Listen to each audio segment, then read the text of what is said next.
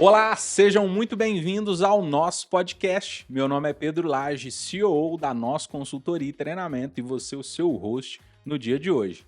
Acompanhado de uma presença super especial, nosso fundador, sócio e consultor especialista em liderança, Cleivson Vieira. Estou muito feliz de estar aqui com vocês e pelo fato também de estar na empresa em que nós estamos trabalhando juntos para conseguir fazer com que as pessoas possam liderar melhor, poder ter empresas com empreendedorismo melhor, coisas que possam ter sucesso, como nós estamos tendo juntos aqui também. Trabalho desde os 15 anos, né? E durante um período eu também fiz o curso técnico agrícola, logo depois fiz o curso de engenharia civil, com especialização em estradas e transportes, e com 21 anos eu já estava gerenciando, eu fui monitor de mecanização agrícola da Universidade Rural de Pernambuco e também fui gerente de serviço com 21 anos, foi minha primeira gestão na Marcosa, que era uma revenda Caterpillar,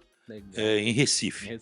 Então, a partir dali, eu comecei a gerir, fiquei 10 anos, quase 12 anos em concessionária, foram duas concessionárias, uma CAT e uma Ford, mas que também era, vamos dizer assim, várias marcas. Trabalhei com várias marcas, trabalhei com a Caterpillar, trabalhei com Ford, caminhões, veículos, também a parte de caminhões.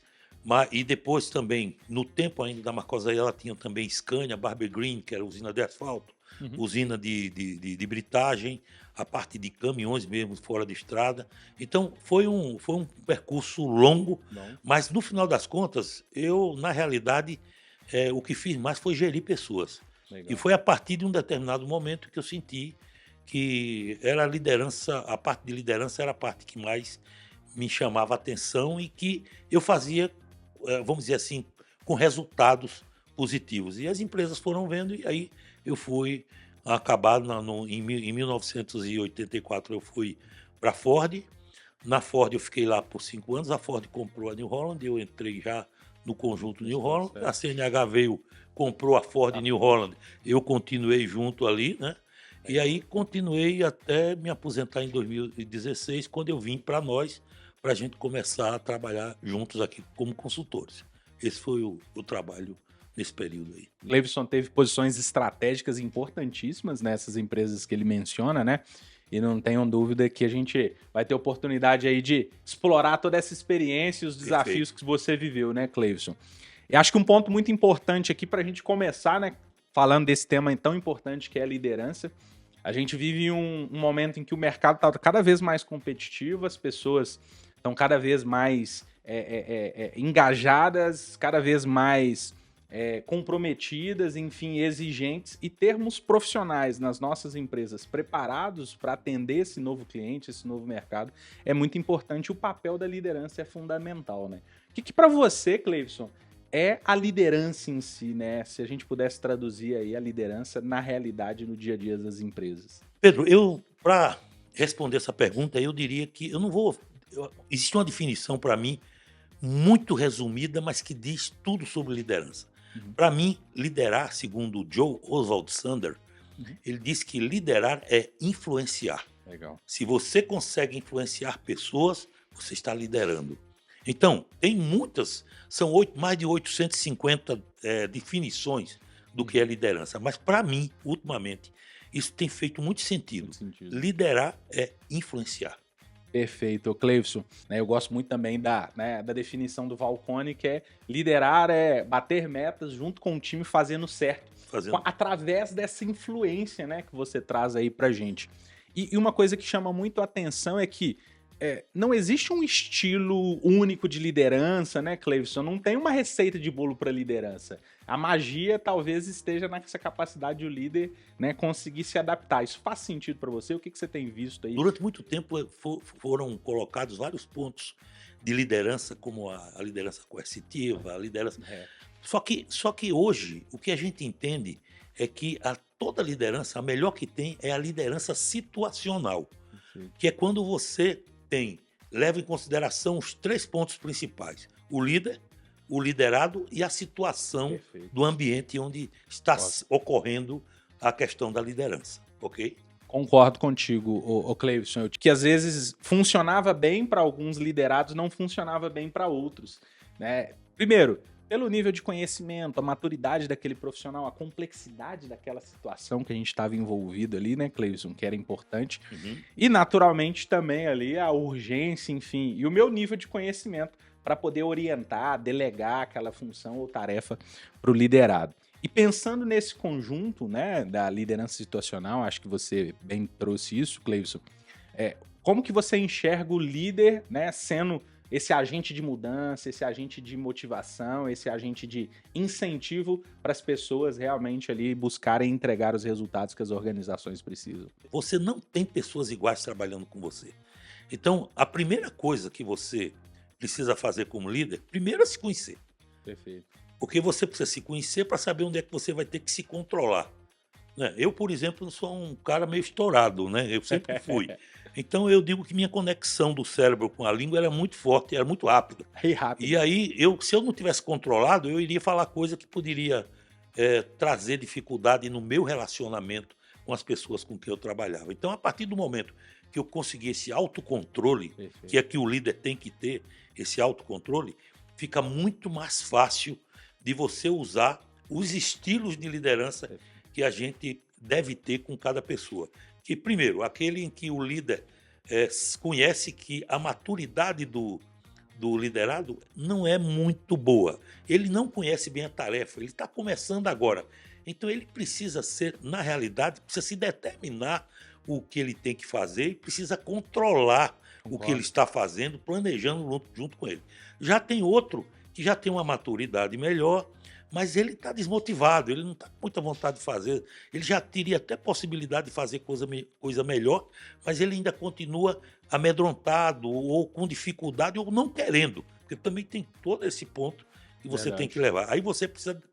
Aí já não é um caso de... É um caso de persuasão. Você vai persuadir ele a tentar fazer o trabalho que você quer, porque ele tem maturidade. Por que ele não faz? Tem outro estilo, que é aquele estilo em que o liderado ele gosta de participar. E você precisa entender porque você deve compartilhar com ele algumas decisões. Mesmo que essa decisão não seja dele, mas ele participar dessa decisão com você é importante porque ele se sente importante, ele se sente parte da situação, ou seja, ele quer que isso dê certo. E o último estilo, para mim, que é daquele que tem maturidade, sabe fazer a tarefa, está motivado, sabe como fazer. O que você tem que fazer é delegar. Só que eu sempre digo uma coisa, cuidado. Tem muito líder errando quando ele delega. Porque ele delega e delarga. É verdade. E abdica da responsabilidade dele. Ele não pode abdicar da responsabilidade dele. Independentemente se ele delegou, se der alguma coisa certa ou errada, a responsabilidade é dele. Não adianta ele dizer, eu coloquei o fulano não deu certo. E querer passar a culpa. Isso é coisa de chefe. Isso não é coisa de líder. Né? Então, o líder ele vai fazer com que essa pessoa entenda. Eu sempre digo o seguinte, olha, Cleivson, como é que você fazia isso? Era muito simples. Eu chegava num determinado ponto, passava 3 dias da delegação, eu dizia, olha, tu tem 100% para fazer. Só faltam... Você tem 10 dias para fazer. Hoje já é o segundo dia, você já devia ter feito pelo menos 20%. Legal. Quanto você já fez? Aí o cara, não, eu não consegui nem começar ainda. Eu digo, cara, tem 10 dias, você precisa começar e tal. Porque quando ele sente que você começa a cobrar, ele diz, não, se esse negócio ele está cobrando, isso é importante, ele delegou, mas é importante. Sim. Tem gente que acha que quando você delega, você delegou o que você não quer fazer. Aí ele tem aquele sentimento de que ele está fazendo uma coisa que o chefe não gostaria de fazer. Aí ele está sendo obrigado a fazer. Então você deve delegar, mas não deve abdicar da sua responsabilidade juntamente com ele. Recentemente a gente mentorou um dos líderes, né? A gente tem vários programas de formação de lideranças aqui. E um dos caminhos que a gente utiliza nesse processo de desenvolvimento é a mentoria. E ele tinha essa dificuldade realmente de delegar para a sua equipe, né? E a gente contribuiu com ele através de uma metodologia que você bem conhece, né? É a metodologia que a gente chama PDFR. E é exatamente o que você falou. A gente define as prioridades do que precisa ser feito, alinha as expectativas, os prazos que a gente tem como, né, expectativa de entrega e os prazos finais. Mas a gente precisa monitorar os dados, que é o quanto já avançamos sobre isso, sobre as expectativas, as ações, as entregas. E a gente precisa dar a terceira letra é o F, né, de feedback. Ou seja, é exatamente o que você falou. Primeiro, eu defini a prioridade bem, eu estou acompanhando através dos dados, eu vou dar um feedback para esse profissional, o quanto ele está avançando ou não em relação à nossa expectativa, em relação aos dados. E no final, né, acho que complementando aqui, a gente precisa reconhecer os bons resultados. Né? Comemorar os resultados. Comemorar as pequenas e as grandes vitórias, né? Principalmente porque a gente precisa garantir que as pessoas continuem engajadas, né? E esse engajamento ele vem em grande medida pela forma como as pessoas são lideradas, a gente acredita muito nisso, e pela automotivação também, né? O quanto aquela pessoa está engajada naquela função, na empresa, né? A empresa do qual ela faz parte e a função ali que ela exerce, né? E para mim isso fica muito claro. E é um ponto muito bacana aqui que eu queria complementar com a sua fala, tá? Eu digo que o feedback, tem muita gente que só fala no feedback quando a pessoa faz. Eu acho que o feedback começa quando você delega. Eu digo, como assim? Porque eu tive algumas dificuldades no começo da minha liderança, que eu conversava com o liderado, dizia para ele o que tinha que fazer, explicava tudo. Quando vinha o resultado, no feedback final, não era aquilo que tinha sido solicitado nos 100%. Aí eu comecei a usar uma técnica que no começo incomodava os meus liderados, mas depois eles se acostumaram. Que era, eu fazia todo o percurso com ele, dizia, olha, ele gostaria que você fizesse assim, você vai visitar fulano, ele tem isso, tem aquilo. Eu dava toda a explicação. Aí quando terminava, eu digo, você entendeu? Entendi. Então repete para mim. Legal. Quando ele repetiu, a primeira vez que eu fiz isso, todos eles se assustavam e diziam assim, por favor, repete novamente, porque ele não tinha prestado atenção a quase nada do que eu tinha falado. Agora, depois de várias sessões, eu fazendo esse feedback inicial, automaticamente ficou uma coisa normalizada. Ele já sabia que eu ia perguntar, então ele prestava atenção e me dava o resultado. Tem o feedback também, de quando a pessoa chega, sabe, no resultado, para dizer como foi o resultado, se ele considera que foi bom, se foi ruim e como é que ele chegou nele. Isso é um fato. E para mim tem o outro feedback, que é o feedback periódico. Quando você dá o feedback da pessoa, do que ele fez, e aí muita gente erra. Tem gente que vai dar esse feedback, não me disseram, me falaram. Quando você vai dar um feedback para uma pessoa, tem que ser seu. É isso. Você tem que ter visto, você tem que ter anotado, você tem que ter colocado data, tem que ter colocado o problema, o que é que ele não resolveu, por que que ele não resolveu. Então você vai falar, não vai falar da pessoa, você vai falar do que ele fez e o que ele fez incorreto ou corretamente, e você vai ajudar para que ele volte e faça a partir dali corretamente. Então esse feedback, ele é importante, mas muita gente erra em outro ponto. Ele não dá o devido valor a esse feedback. Então ele não marca a hora, ele quer fazer a qualquer momento, quer fazer por telefone.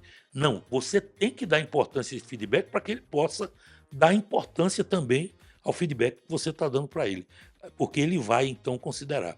E é interessante, gente, eu posso dizer para vocês, quando você faz isso e ele entende que você está preocupado com ele, que você quer ver a melhoria. Porque eu, quando falava das dificuldades que ele estava tendo, eu também dava a orientação de como ele devia sair daquilo. Então ele via que havia uma preocupação e que eu não estava falando o que me falaram. Porque quando eu falava, eu tinha um caderno, era um caderninho na época, que quando acontecia esse tipo de coisa, eu anotava. Então, quando eu ia falar com eles, eu tinha aquele caderno onde tinha anotado a data, quando aconteceu e tal. Então, quando eu falava, aí a pessoa pensava, respirava e dizia, não, ele tem razão, porque ele está falando uma coisa que aconteceu. Né? Que aconteceu. E aí o resultado desse feedback é muito bom. Eu, para mim, considero que feedback tem uma importância muito grande, mas cada um num determinado momento adequado à situação. Já fui liderado por líderes, né, grandes líderes, enfim, e eu sempre percebi isso. Os líderes do qual eu mais admirei tinham essa capacidade, eles tinham esse momento estruturado, bem como você disse, mas eles trabalhavam com fato, não com a inferência. Do tipo, alguém me falou, não, assim, Pedro, nesse momento aconteceu isso teve esse impacto, a gente, né, não pode conduzir aquela determinada maneira, né, aquela determinada situação dessa maneira. E aí ficava muito claro pra gente que realmente foi uma oportunidade de melhorar. Só para ele, Pedro, eu sempre digo o seguinte: cuidado, líder. Você deve reclamar e mostrar os defeitos no privado, mas você deve falar dos fatos positivos no público. Porque você ajuda a pessoa a crescer nisso. O que é que você acha de um filho que o pai fica o tempo todo? Você é um burro, você não vai aprender isso, você não vai. Ele não vai aprender mesmo, não. Sim. A gente reforça aquele comportamento que é indesejado. Exatamente. E é interessante como o líder ele é um formador de cultura, Cleivson. Por quê? Quando a gente começa a valorizar certos comportamentos, certas atitudes em público, aquilo passa a ser visto como equipe, como um comportamento a ser seguido. Então a gente precisa garantir que as boas entregas, enfim, que as boas ações que estiverem sendo executadas aí em nossa empresa, elas precisam se tornar realmente uma referência, porque acho que muito da cultura o que a gente acredita, mas principalmente como a gente se comporta e como a gente valoriza certos comportamentos da empresa, né? Houve um momento na minha vida que não era muito fácil, porque eu liderava toda a área de pós-vendas de 4 marcas. Eram 4 marcas e toda a parte, tanto de peças quanto de serviços. Então todo mundo estava abaixo vamos dizer assim, da minha coordenação. Eu não podia tratar diferentemente. Então, qual era a diferença que tinha de uma posição que eu estava antes para depois? É que em vez de eu trabalhar 8 horas, eu tinha que trabalhar 15 para poder cumprir a obrigação. Mas se eu quisesse cumprir bem, eu tinha que trabalhar um pouco mais. Então, mas você não pode deixar de fazer e ter o cuidado de ser muito justo naquilo que você fala e o tempo que você investe nas pessoas. Todo mundo tem que sentir que ele não é tratado como o filho bastardo, né? Ele é um filho como o outro, tem o mesmo tratamento. É difícil, gente, é muito difícil. Sim. É muito difícil, mas é possível. Eu digo que, aliás, eu vou até dizer, eu não gosto dessa palavra difícil, eu gosto de dizer que é um desafio. Então você é desafiado a tentar acertar e ser justo sempre. E é interessante o seguinte: nessas equipes, para você liderar bem, o começo está na seleção.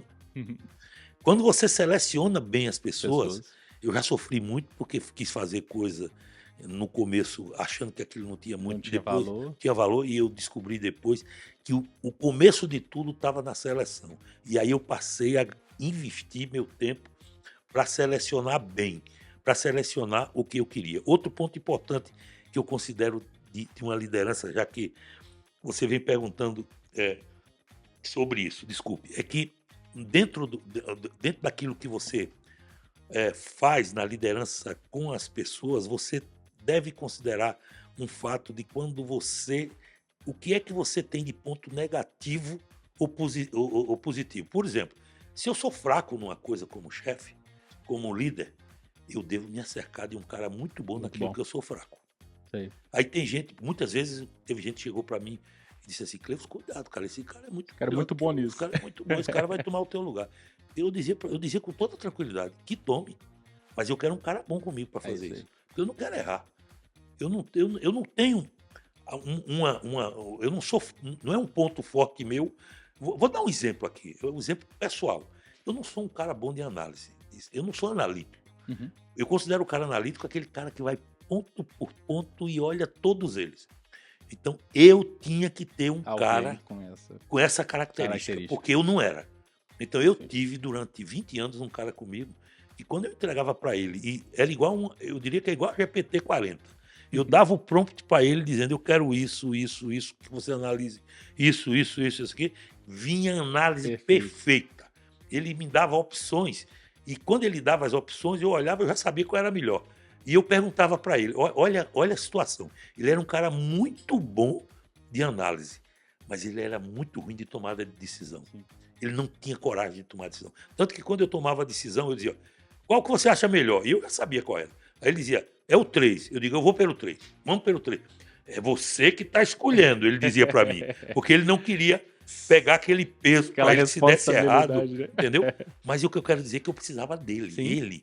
ele era a pessoa adequada para estar na minha equipe, exatamente pela conhecimento de análise que ele tinha. A gente vem desconstruindo aquela visão do líder super-herói, que é aquele que sabe de tudo, que não vai errar, aquele que tem que tomar todas as decisões, e ele passa a ser um líder muito mais um líder treinador, um líder desenvolvedor. Que é o que deve ser hoje. Que deve ser hoje, porque é exatamente o que você traz pra gente, né? Talvez eu não seja muito bom analiticamente, eu preciso ter alguém muito melhor do que eu na minha equipe para me ajudar nisso. Para que, de fato, a partir dessa análise daquele profissional que tem muito mais competência do que eu, como líder naquela determinada atividade, a gente possa chegar e tomar uma decisão, né, que seja melhor para a empresa, melhor para o departamento, melhor para o cliente, melhor para o negócio. Então, acho que o líder, ele sai desse contexto de super-herói para um líder de treinador, um líder desenvolvedor. A gente vê muito isso. O técnico não é aquele cara que era o camisa 9 que fazia todos os gols, mas ele sabe organizar uma equipe, uma estratégia para fazer com que todos funcionem de forma harmônica em prol de um determinado resultado, né? Acho que isso é um grande diferencial que a gente vê hoje em dia, né, Cleivson? Eu comecei a fazer umas palestras. Eu queria dar umas palestras assim mais simples e que as pessoas pudessem entender melhor. E nós começamos a dar uma palestra chamada Os Segredos que Não Te Contaram sobre Gestão e Liderança. É interessante. As pessoas ficam assim, olha, você vai ser líder, você vai ter momentos difíceis. Vai ter momentos de muita dificuldade. Olha, se não te contaram, você vai perder a maioria das pessoas boas que você tem, que você selecionou e ficou com você. Vai perder. Porque de alguma maneira, ou ele vai subir. Por exemplo, eu tive durante o meu período gente que foi além do que eu fui. Legal. Até porque num determinado momento vamos dizer assim, da minha parte profissional, eu entendi, por exemplo, eu saí 2 vezes da área onde eu estava, que era de pós-vendas, para ir para uma área comercial, para ir para uma área de marketing e tal.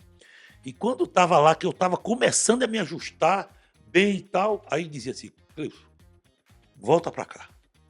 E aquilo me incomodou, por 2 vezes isso aconteceu. Aí quando aconteceu na segunda vez, eu disse assim, não, eu tenho que tomar um posicionamento.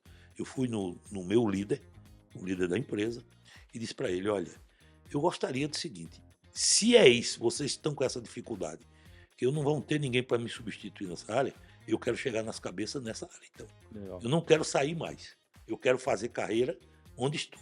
Aí a pessoa disse para mim, mas Cleivson, é muito difícil. Eu disse, pois é, mas eu vou ficar. Porque eu não quero mais ficar nesse vai e volta, né? E isso foi muito positivo, porque eu fiz carreira e cheguei no top dessa função, né, dentro da empresa. Mas porque eu foquei, que eu vi que não havia mais interesse de eu sair e voltar, porque cada vez que eu voltava tinha que começar tudo de novo, gente. Você sai 1 ano de um departamento, 6 meses, quando você volta, você tem que reestruturar tudo novamente. Então, eu preferi, a partir dali, ficar. Então, como líder também, eu diria que você, num determinado ponto da sua carreira, e aí é que vem o plano de carreira. Foi ali que eu fiz a segunda parte do meu plano de carreira. Eu digo, olha, não quero mais sair dessa posição. Eu quero chegar onde for possível, aqui. Não esqueçam de mim. Vocês já agora conseguem entender que por exemplo, eu não deixei, não é que eu não quis ir, eu fui. Sim. Vocês me fizeram voltar. Eu também agora não quero sair mais daqui. Vamos fazer. Então o líder também, num determinado momento da liderança dele, ele precisa tomar alguns posicionamentos do plano de carreira dele. Do plano de carreira dele. E como ele pode utilizar a sua competência, a sua excelência em um determinado tema, enfim, a sua especialidade, para, né, que se fizer sentido para ele, ele chegue ao máximo possível ali, né, de excelência naquela função, naquela atividade ali do qual ele está desempenhando. E você comentou, e eu me lembrei aqui, né, falando sobre a liderança, sobre a influência, né, a capacidade que o líder tem de influenciar os seus liderados, né?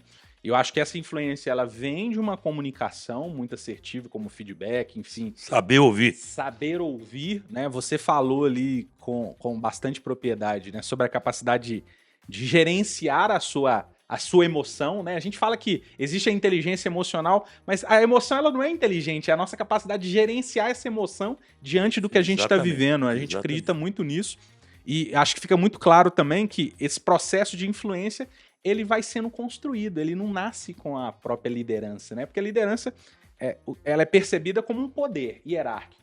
mas não necessariamente a influência é gerada só por esse poder, né? Eu preciso ir construindo isso ao longo de exemplos, né? Ao longo de uma comunicação, ao longo da forma como eu trato os clientes, os meus liderados, o zelo que eu tenho pela empresa e pelos resultados, né? Então, o líder, eu acho que ele é um grande espelho também de comportamento como os seus liderados devem seguir, né? Acho que faz sentido para você, né? Com certeza. Eu sempre tenho dito para os líderes hoje, você não tem só que conhecer, porque você tem o famoso chá, né? Que é conhecimento, habilidade e atitude, mas às vezes o conhecimento só que você adquire, se você não tem habilidade e não usa esse conhecimento, eu digo que você precisa transformar ele em sabedoria. Sabedoria é o conhecimento colocado em prática em ajuda para pessoas no futuro, ok? Então pense nas pessoas que estão com você, que cheguem no futuro. Você tem que pensar, não seja político, seja estadista. Político pensa nas próximas eleições, o estadista pensa nas futuras gerações. Então você tem que saber aproveitar como líder para as futuras gerações. Queria aqui, primeiramente, agradecer pelo seu tempo, por disponibilizar, né, esse horário aí na sua agenda e por compartilhar tantas informações e estratégias, enfim, conhecimentos fantásticos que a nossa audiência teve a oportunidade aqui de nos acompanhar. Obrigado aí pela sua participação. E se você pudesse deixar ali talvez uma palavra final, fica à vontade. A coisa que eu mais me apaixonei no decorrer da minha vida é poder passar um pouco daquilo que eu conheço para o bem daqueles que, de alguma maneira, vão um dia se encontrar comigo em algum treinamento, em algum tipo de trabalho, poder passar, transmitir. Porque eu sempre digo para as pessoas, quanto mais você ensina, mais você aprende. Mais a gente aprende. Eu aprendo todo dia. Que vocês tenham muito sucesso, pensando no sucesso dos outros também. Do seu próximo, aquele que está junto de você e que precisa também crescer. E você que nos acompanhou até aqui, muito obrigado pela sua audiência. A gente fica por aqui para termos outras oportunidades de convidar o Cleifson para falar de temas tão relevantes como o tema de hoje. Eu espero que vocês tenham gostado. Fica aqui o nosso agradecimento e nos vemos no próximo encontro. Nos siga nas nossas redes sociais, compartilhe esse conteúdo para quem você acredita que vai fazer muito sentido, que precisa, né, ouvir e aprender um pouquinho do que a gente trouxe aqui. E nos vemos numa próxima. Até mais. Valeu!